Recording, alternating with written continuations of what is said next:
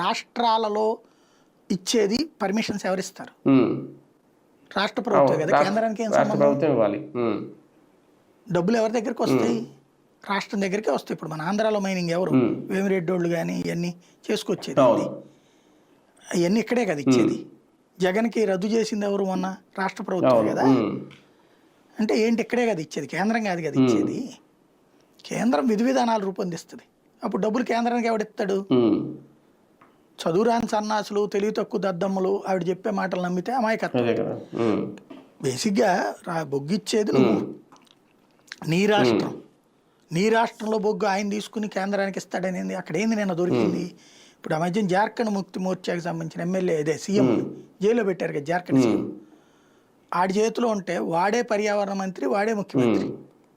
వాడు తెలివిగా ఏం చేసుకున్నాడు, బొగ్గుని వాడి పేరుతోనే ఒక గని, వాళ్ళ ఆవిడ పేరుతో ఒక గని, వాళ్ళ పిఏ పేరుతో ఒక గని, వాళ్ళ మాంగారి పేరుతో ఒక గని చేసేసి ఆ గనికి పర్యావరణ శాఖ మంత్రిగా వాడే పర్యావరణ క్లియరెన్స్ కూడా ఇచ్చేసాడు.